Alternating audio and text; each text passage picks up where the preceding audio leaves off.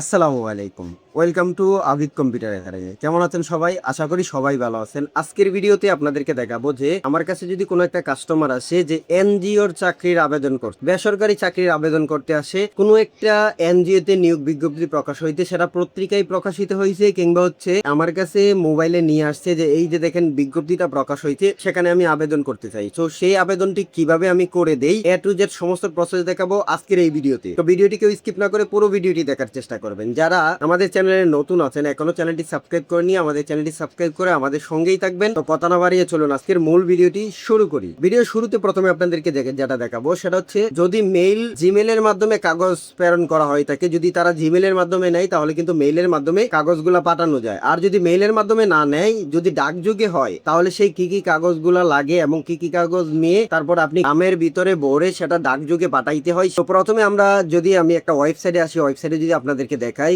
এই লিঙ্কটি video description বক্সে দেওয়া থাকবে, আপনারা সেখান থেকে কিন্তু দেখে আসতে পারেন। এখানে দেখেন এনজিওর চাকরি, এখানে কিন্তু টোটাল এনজিওর যতগুলা চাকরি আছে সবগুলা চাকরি কিন্তু মোটামুটি দেখতে পারবেন। এখন আমি যে কোনো একটাতে ক্লিক করলাম, ধরেন এটাতে ক্লিক করলাম, এটা দেখেন নিচের দিকে যদি আমি আসি, এখানে দেখেন সেবা এনজিওতে চাকরির পদের জন্য, শূন্য পদের জন্য আবেদন। এখানে দেখেন general manager, area manager, branch manager, সহকারী ম্যানেজার, টোটাল কিন্তু আবেদন আছে। এখন আমরা যদি নিচের দিকে আসি, নিচের দিকে আসার পরে অনেক কিছু দেখতে পারবো, কবে কবে নাগাদ এই আবেদনটি চলবে এবং কিভাবে আবেদনটি পাঠাইতে হইবে, সব কিছু বিস্তারিত কিন্তু একটা একটা বিজ্ঞপ্তির মধ্যে কিন্তু দেওয়া থাকে। তো আমরা যদি নিচের দিকে আসি, এখানে দেখেন অফিসিয়াল ওয়েবসাইট দেওয়া আছে, এখানে দেওয়া আছে আবেদন করার পদ্ধতি। সেবায়ন যদি নিয়োগ বিজ্ঞপ্তি 2026 আবেদন করতে আগ্রহী প্রার্থীকে নির্ধারিত সময়ের মধ্যে আবেদন সম্পন্ন করতে হবে। এখানে দেখেন আবেদন করার নিয়ম, এখানে দেখেন আগ্রহী প্রার্থীদের একটি পূর্ণাঙ্গ লিখিত দরখাস্ত অ্যাপ্লিকেশন প্রস্তুত করতে হবে। তারপরে যা কিছু লাগে এখানে সব কিছু কিন্তু দেওয়া আছে, আপনারা একটু পড়ে নেবেন। এখন দেখেন এখানে ইমেলের মাধ্যমে কিন্তু প্রেরণ করতে চাইছে, অনলাইনে আবেদন করা যাবে, ইমেলে সিবি পাঠাতে হবে।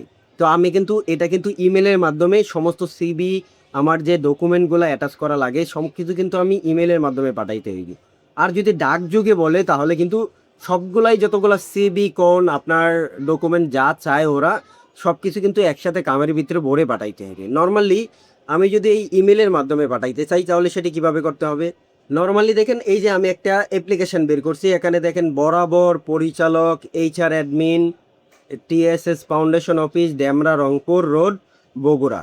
তো এখানে দেখেন বিষয় ফিল্ড সুপারভাইজার। এখন এই বিষয়টা আপনারা কি লিখবেন? বিষয়টা আমরা যে বিজ্ঞপ্তিটা দেখলাম, এটা কোন পদের জন্য আপনি আবেদন করবেন। ধরেন যদি আপনি এখানে জেনারেল ম্যানেজার হিসাবে আবেদন করেন তাহলে জেনারেল ম্যানেজার এখানে লিখে দিবেন, জেনারেল ম্যানেজার পদে নিয়োগের জন্য আবেদন। তারপরে এখানে দেখেন জনাব, যথাবিহিত সম্মান প্রদর্শকপূর্বক এই যে আমি গত এত তারিখে দৈনিক বাংলাদেশ প্রতিদিন। এখন এই বিজ্ঞপ্তিটা কোন পত্রিকায় প্রকাশিত হয়েছে সেটা কিন্তু সেখানে লেখা থাকে বিজ্ঞপ্তিতে। আপনারা সেই পত্রিকার নামটা এখানে দিয়ে দিবেন এবং কত তারিখ প্রকাশিত হয়েছে সেই তারিখটা এখানে উল্লেখ করে দিবেন। দিয়ে দেওয়ার পরে আপনার এখানে দেখেন ফিল্ড সুপারভাইজার, এটা কিন্তু সব কাস্টমাইজ করা আছে। আপনার শুধু খালি যে জায়গায় পদ সেই পদটা বসিয়ে দিবেন, নাম, পিতার নাম, মাতার নাম, ঠিকানা সবগুলাই বসায় দিলেই কিন্তু হয়ে যাচ্ছে। তারপরে নিচে দেখেন শিক্ষাগত যোগ্যতা, এখানে এসএসসি, এইচএসসি, বিসিএস, তারপরে হচ্ছে এমএস, সমস্ত সব কিছুই কিন্তু এখানে দেওয়া আছে। আপনারা এখানে প্রত্যেকটা কিন্তু এডিট করতে পারবেন, এখানে ডিলিট করে দিয়ে আপনারা আপনাদের কাস্টমারে যদি হয় অথবা আপনার নিজের যদি আবেদন করা লাগে আপনি কিন্তু এখানে কাস্টমাইজ করে এডিট করে সব কিছু বসিয়ে দিতে পারবেন। এরপরে এখানে দেখেন অভিজ্ঞতা, যদি আপনার এই পদের জন্য অভিজ্ঞতা চাই তাহলে এখানে অভিজ্ঞতাটা উল্লেখ করে দিতে পারেন। আর যদি অভিজ্ঞতাটা না চাই তাহলে উল্লেখ করার কোনো দরকার নাই। এখন যদি আমরা নিচের দিকে আসি, আসার পরে এখানে দেখেন নাম, তারপর হচ্ছে সংযুক্তি, শিক্ষাগত যোগ্যতার সনদপত্রের ফটোকপি। তার মানে আপনার শিক্ষাগত যোগ্যতার সনদপত্রের ফটোকপি যদি তারা চেয়ে থাকে তাহলে কিন্তু এটা অ্যাটাচ করে দিতে হবে।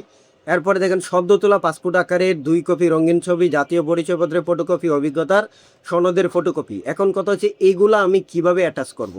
অ্যাটাচ করার জন্য যদি আপনি এই সিবিটা এখানে দেন, দেওয়ার পরে এটা যদি আমি ছোটো করে আপনাদের দেখাই তাহলে বুঝবেন। আমি যদি এই নিচে আসার পরে এন্টারে ক্লিক করি, এন্টারে ক্লিক করার পরে আরেকটা পেজ কিন্তু আমার হয়ে গেছে। ইনসার্টের পরে পিকচার, পিকচারের পরে দিস ডিভাইস, ডিভাইসের পরে যে পিকচারটা আপনি স্ক্যান করছেন, সার্টিফিকেটটা স্ক্যান করছেন, আইডি কার্ডটা স্ক্যান করছেন, সেটা এখানে বসিয়ে দিবেন। ঠিক এইভাবে যে কয়টা পেজ হয় আপনার, সেই কয়টা পেজ এটাকে পিডিএফ করবেন। পিডিএফ করার জন্য ফাইলে আসবেন, ফাইলে আসার পরে এক্সপোর্টে আসবেন, এক্সপোর্টে আসার পরে এখান থেকে আপনারা পিডিএফ করে নেবেন এভাবে। পিডিএফ করে এটাকে সেভ করবেন। যার নামে এটা দিতেছেন তার নামে এটা সেভ করে দিবেন। ধরুন আমি এখানে লিখলাম মামুন সিভি, লেখার পরে এটাকে পাবলিশ করে দিলাম। এখন আমরা জিমেলে আসবো। জিমেলে আসার পরে আমরা যেটা করব সেটা হচ্ছে এখান থেকে কম্পোজে ক্লিক করব। কম্পোজে ক্লিক করার পরে এখানে টোর জায়গায় আমরা যে এনজিওর চাকরিতে আবেদন করতেছি সেই যে ইমেলটা আছে, জিমেলটা আছে, সেই জিমেলটাকে কপি করে নিয়ে আসবো। ধরেন এই যে এই জিমেলটা, এই জিমেলটাকে কপি করব। কপি করার পরে আমরা এই টোর জায়গায় পেস্ট করে দিব। এখন সাবজেক্টের জায়গায় আমরা কি লিখবো? সাবজেক্টের জায়গায় যদি আপনি যে পদের জন্য আবেদন করতেছেন সেই পদটা এখানে লিখে দিবেন। নর্মালি আমি লিখে দিলাম জেনারেল ম্যানেজার। জেনারেল ম্যানেজার লিখে দিলাম।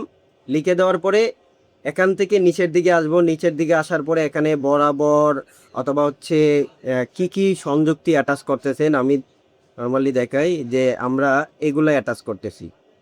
সংযুক্তি, শিক্ষাগত যোগ্যতা, সনদপত্র, এই এই সমস্ত সব কিছু এখানে অ্যাটাচ করে দিয়ে দিবেন। এটা আবার লিখে দিবেন। লিখে দেওয়ার পরে এর উপরে আপনার নামটা লিখে দিবেন। আপনার নাম এবং কি পদের জন্য আবেদন করতেছেন সেটাও আপনারা নিচের দিকে সিরিয়ালভাবে লিখে দিবেন। লিখে দেওয়ার পরে আপনারা এই যে অ্যাটাচ ফাইল আছে, অ্যাটাচ ফাইলে ক্লিক করবেন। ক্লিক করার পরে যে আপনারা যেটা পিডিএফ করছিলেন সিভি এবং হচ্ছে ডকুমেন্ট, সেটাকে এখানে ওপেন করে আপলোড করে দিবেন।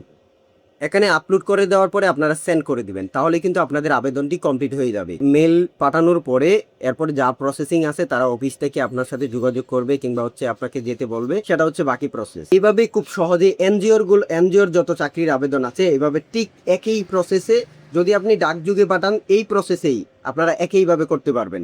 তো আজকের ভিডিওটি কেমন লাগছে কমেন্ট করে জানিয়ে দিবেন। এরকম আরও ইন্টারেস্টিং ভিডিও পেতে যারা আমাদের চ্যানেলে নতুন আছেন, এখনও চ্যানেলটি সাবস্ক্রাইব করেনি, প্লিজ চ্যানেলটি সাবস্ক্রাইব করে আমাদের সঙ্গেই থাকবেন। দেখা হচ্ছে পরবর্তী কোনো টিউটোরিয়ালে। সবাই ভালো থাকবেন, সুস্থ থাকবেন। আসসালামু আলাইকুম ওয়া রাহমাতুল্লাহি ওয়া বারাকাতুহু।